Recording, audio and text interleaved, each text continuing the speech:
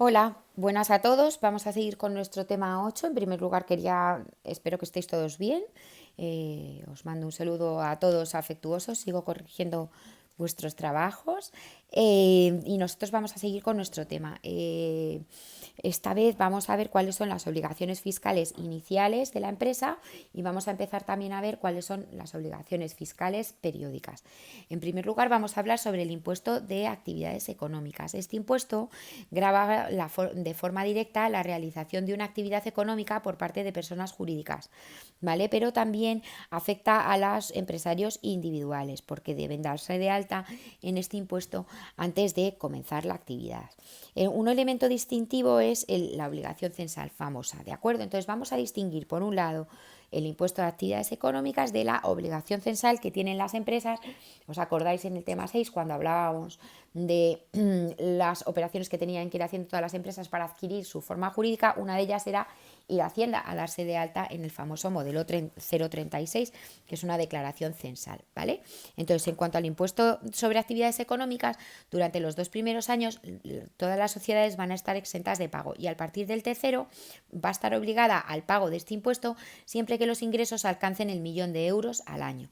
Por lo tanto, se trata de un impuesto pensado fundamentalmente para las grandes empresas. ¿Por qué os decía que era importante distinguir este impuesto de actividades económicas que solo afecta a las sociedades de otra gestión muy distinta, que es a la inscripción en el epígrafe del impuesto de actividades económicas por ese modelo 036 o 037? Porque el Estado lo que hace es supervisar la actividad económica estatal a través de esa inscripción obligatoria en ese censo de empresarios, profesionales y retenedores. Esa inscripción es obligatoria tanto para las personas físicas, es decir, los empresarios individuales o también los miembros de las comunidades de bienes, como para las personas jurídicas, que son las sociedades. Por tanto, el impuesto de actividades económicas tiene doble función. Como os he dicho, por un lado funciona como un censo, tanto de empresarios como de profesionales y retenedores, y se podrán hacer estadísticas macroeconómicas por él, y por otro lado también es un instrumento de recaudación, porque recae sobre las sociedades que facturan más de 1.000.000 de euros al año. Por ejemplo, una sociedad limitada que se dedique a la venta de artículos para la pesca profesional que factura en un año 1,5 millones de euros, pues cumple las dos condiciones, por lo tanto sí estará sometida a este impuesto. Cumple con los requisitos de facturar más de 1.000.000 de euros y tiene la forma jurídica de sociedad. Sin embargo, si yo tengo una comunidad de bienes, imaginaros que explota un chiringuito de la playa y ha facturado un año 700.000 euros, pues esa comunidad de bienes no cumple con ninguno de los requisitos. En primer lugar, las comunidades de bienes no facturan, no se les considera sociedad y además tampoco ha facturado lo requerido, que es ese 1.000.000 de euros. Sin embargo, si tengo, por ejemplo, una sociedad anónima que se dedica al alquiler y a la venta de motos acuáticas, imaginaros en la playa de Fuengirola, y ha facturado este año 300.000 euros, pues esa empresa, esa sociedad anónima, solo cumple con uno de los requisitos. ¿Por qué? Pues tiene personalidad jurídica propia de sociedad, pero no ha facturado más de 1.000.000 de euros al año, con lo cual tampoco estaría sometida al impuesto de actividades económicas. El segundo impuesto al que estamos sometidos es el impuesto sobre transmisiones patrimoniales y actos jurídicos documentados. Y ese lo que va a gravar es todas las transmisiones patrimoniales onerosas. ¿Qué significa el oneroso? Que son transmisiones patrimoniales a cambio de dinero. Si yo vendo mi coche, pues voy a estar sometida a este impuesto. Si vendo mi casa, pues también voy a estar sometida a este impuesto porque lo vendo por un dinero. También están sometidas a este impuesto las operaciones societarias mercantiles, por ejemplo, las ampliaciones o las disminuciones de capital, la creación de empresas, la fusión. Imaginaos que tu empresa se fusiona con otra, lo mismo, o se escinde, y los ceses de empresa también están sometidos. Está sometido también a este impuesto la expedición de documentos públicos y privados, los documentos notariales, los documentos mercantiles y los administrativos, ¿de acuerdo? Todas las empresas con forma societaria deben abonar este impuesto antes del inicio de su actividad, porque como vimos en el tema 6, en el de la forma jurídica, deben elevar a público su escritura de constitución y habrán de inscribirse en el registro oficial correspondiente. En principio era nuestro registro mercantil. Y en esto en cuanto a las obligaciones fiscales iniciales. Luego también tenemos una serie de obligaciones fiscales periódicas. Y el primer impuesto que vamos a ver es el impuesto del valor añadido, el IVA. El impuesto sobre el valor añadido grava el consumo y recae sobre el consumidor final. Como os expliqué al principio de este tema, es un impuesto de carácter indirecto porque va a gravar el consumo de bienes y servicios dentro del territorio español independientemente de la renta de las personas que consumen esos productos. Es decir, todo el mundo que compra pan, independientemente de que gane 3.000 euros al año o 3.000 euros al mes o 400 euros al mes, va a tener que pagar el mismo tipo de IVA por comprar el pan, el 4%, en el caso del IVA súper reducido, ¿de acuerdo? O sea que es independiente de la renta que nosotros obtengamos y por eso se le llama de carácter indirecto. En principio el IVA se divide en dos regímenes, ¿vale? Que es el régimen general, al que solemos estar sometidos todos, y hay una serie de regímenes especiales. Por un lado está el régimen simplificado, el régimen especial, por ejemplo, de la agricultura, la ganadería y la pesca, el de los bienes usados, los objetos de arte, las antigüedades, esos son regímenes especiales, ¿vale? Las agencias de viaje también tienen un régimen especial, ¿vale? O los servicios prestados por vía electrónica también es un régimen especial. El resto está sometido todo al régimen general. En Canarias, Melilla, Ceuta no rige el IVA. Entonces, en su lugar el consumo está grabado de otra manera. Por ejemplo, en Canarias existe el IGIC, que es el Impuesto General Indirecto Canario, que es como el IVA, pero solo en Canarias.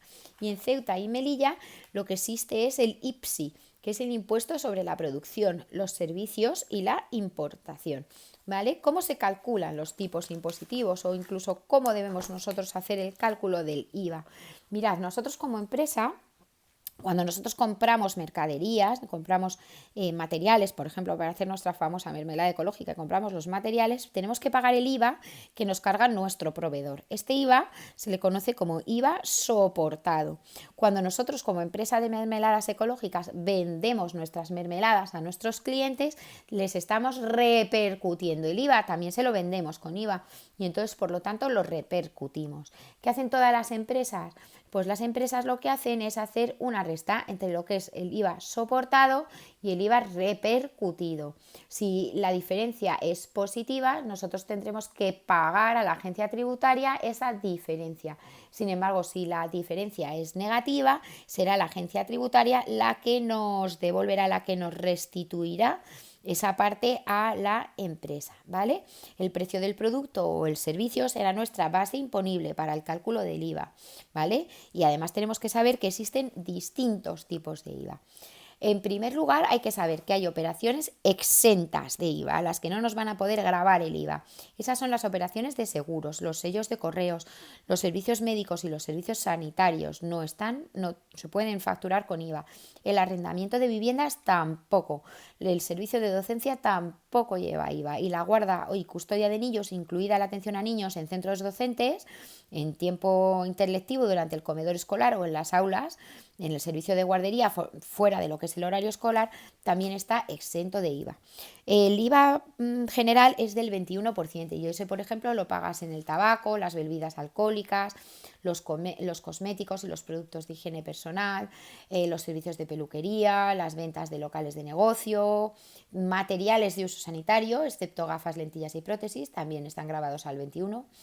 Otros equipos médicos o aparatos y productos sanitarios y demás instrumental, pues también está grabado al 21%. Luego tenemos el tipo reducido, que es el 10%. Y ese, por ejemplo, ¿qué actividades? Pues mira, el transporte de viajeros, el 10%, los medicamentos de uso animal, 10% de IVA, el arrendamiento con opción a compra, ese sí que lleva un 10% también, la hostelería, cuando yo como en un restaurante, el IVA del 10%. Las entradas a museos, a las galerías de arte, a los archivos. Cuando yo voy a hacer una obra, por ejemplo, en casa o la renovación de mi vivienda, también al 10%. Espectáculos deportivos, también al 10%. Flores, plantas ornamentales, pues también al 10%. Y por último tenemos el IVA súper reducido. Ese, por ejemplo, se utiliza para los libros, las revistas, los periódicos, para los medicamentos de uso humano, los vehículos, por ejemplo, para minusválidos, las viviendas de protección oficial. A nivel sanitario, las prótesis, por ejemplo, esas también tienen un IVA súper reducido del 4%, pero también ciertos alimentos de primera necesidad, el pan, la leche, queso, huevos, frutas, verduras, las legumbres, las hortalizas, ¿de acuerdo? los animales, los vegetales y además productos destinados a la obtención de artículos para la nutrición humana o animal también están sometidos al IVA súper reducido, ¿de acuerdo? Bien, ¿qué obligaciones formales tenemos con Hacienda? Pues las obligaciones formales en relación con el IVA, por un lado es darte de alta en el censo de etiquetas y opciones de IVA y luego hacer la declaración previa del IVA. Hay que llevar, todas las empresas tienen que llevar un libro de registro tanto de las facturas emitidas, tanto como las facturas recibidas, también tienen que llevar un libro de registro de los bienes de inversión, ¿os acordáis de todo el inmovilizado? Y hay determinadas operaciones intracomunitarias, como por ejemplo la importación y la exportación, que también debemos llevarlas bien registradas. Entonces, las declaraciones pueden hacerse de dos formas. Por un lado, las puedes hacer mensualmente, entre el 1 y el 20 del mes siguiente, es decir, yo puedo hacer en febrero, entre el 1 y el 20 de febrero, declarar mis actividades de IVA de enero, ¿vale? Y entonces se adjunta en esa declaración información sobre las facturas emitidas y recibidas. Lo puedes hacer, como he dicho, mensualmente o trimestralmente, que es de la misma manera. Lo que pasa es que tú vas a presentar el IVA entre el 1 y el 20 de abril, de julio, de octubre y de enero del año siguiente. Y además, en esta última declaración tendrás que presentar también un resumen anual, tanto si la declaración fue mensual o fue trimestral, ¿vale? En ese resumen es una declaración de carácter informativo que contiene el conjunto de las operaciones realizadas a lo largo del año natural. Ese sería el modelo 390 que tendríamos que rellenar en Hacienda. Por lo tanto, importante, el sujeto pasivo es el consumidor, es decir, es el sujeto pasivo el que tiene que pagar el impuesto. La ley establece que el sujeto pasivo debe repercutir la cuota del impuesto al comprador, que es el que va a soportar el pago, el consumidor, ¿vale?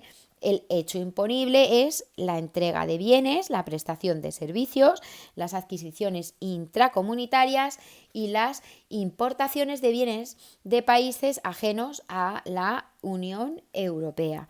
¿Vale? Pues esto en cuanto al IVA y en cuanto a nuestra clase de hoy.